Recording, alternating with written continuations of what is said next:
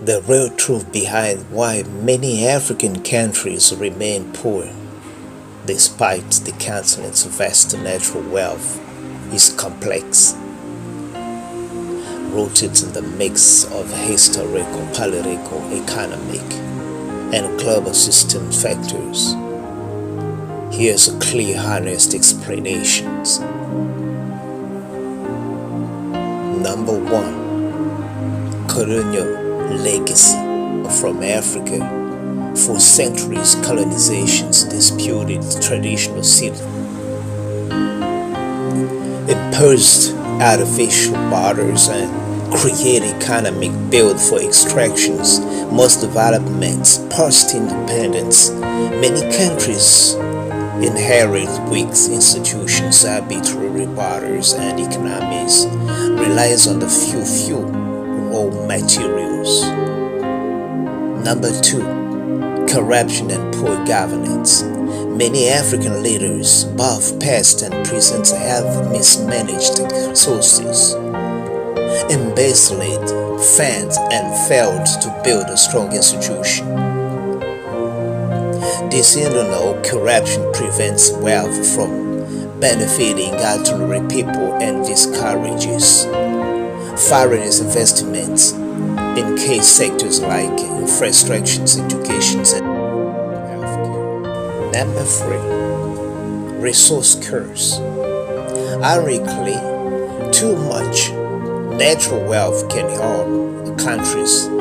This resources curse means economic focus on exporting oil, gold, and minerals rather than diversifying. This leads to negligence of agriculture, manufacturing, volatility from price swings, increased conflicts over countries of resources.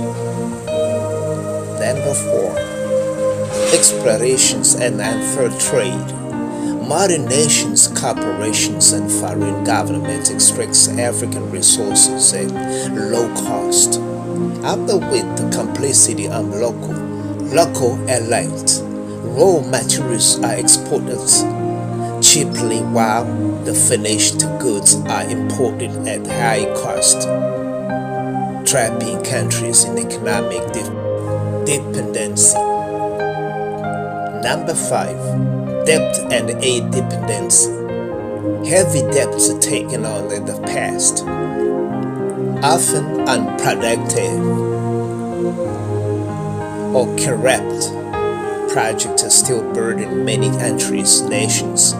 Some countries spend more repaying debt than on education and health. Meanwhile, poorly structured foreign and kin fosters dependency instead of self-sufficiency. Number six, conflict and stability.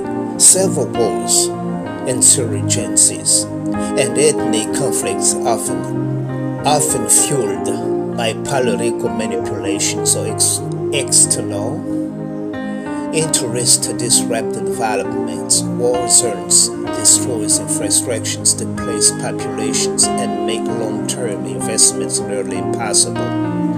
Number seven, weak infrastructures and distractions. Even today, many African countries struggle with independency and inadequate roads, electricity, education systems, and legal framework. This makes business costly, rampiers innovations, and prevents inclusive economic growth. Number eight, this is very important, global system and inequalities. The global financial system, trade policies, and intellectual property laws often favors richest countries. Africa exports raw materials but have a little power over global pricings and policy decisions. In summary, Africa is rich, Africans poor, because of the long history of exploitations, poor leadership, and global system, and that marginalizes their development. But it's also important to note many African countries are rising. Youth-driven innovations, increasing political awareness, regional cooperations, and growing investments in technology and infrastructures are signs of potential change. This is what happening in Africa. Doesn't concern only African countries, but see, most of the poor countries in the world are concerns. Like, let's just talk about continents like South America, African countries, and others in the world that I have not resided are concerned. If they can join their hands together, they will pursue to the perfections. This is what I thought, and this is what I gave like a light, a road which can lead to the mountain. Because if we can build a light, the lights everybody see them, even if it is put under the table, it's leaded, it shows that there's a light somewhere. So in the mountains, it shows as well there's a light, and the old people can see. And we see development are settled in your nose. In your nose. I'm precising well. Development is at your nose. It's not far from. It's not where your heart beating, or your brains lead to the facts. Now there. Developments of African countries are located at their nose. It's not far from there. So this is what I thought we have to be thinking in the coming year. Let us think together and let us discuss together. What is attracted my thoughts and my intentions is the Africans don't love each other. There's no love. This is the main factors which discussed also why we are still deep down under development, because of inequality. We don't consider his friends. African don't love each other.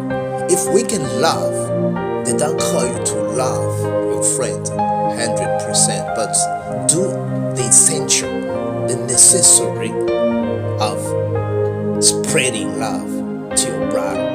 Because in one countries, one thing you cannot wash your face. Never. All people we join together, or like the hands.